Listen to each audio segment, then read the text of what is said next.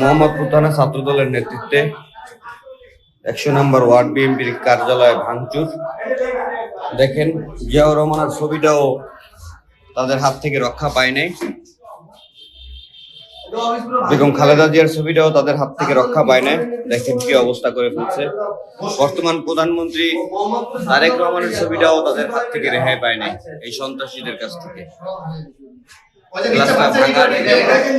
আমাদের প্রতীক, ঠিক আছে, আমাদের প্রতীকটাও ভেঙে ফেলছে এই সন্ত্রাসীরা, মোহাম্মদপুর থানা ছাত্রদলের সন্ত্রাসীরা।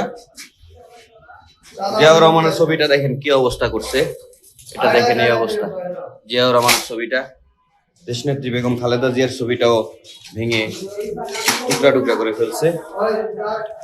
প্রধানমন্ত্রী তারেক রহমানের ছবিটাও ভেঙে ফেলছে। এখানে আমাদের ছবি ছিল ১০০ নম্বর ওয়ার্ড বিএনপি, ১০০ নম্বর ওয়ার্ড বিএনপি নেতৃবৃন্দের ছবি ছিল এখানে, ওগুলা উঠে ফেলছে। এই যে ১০০ নম্বর ওয়ার্ড নেতৃবৃন্দের ছবি ছিল, ওগুলো সব বাইরে ফেলা হচ্ছে।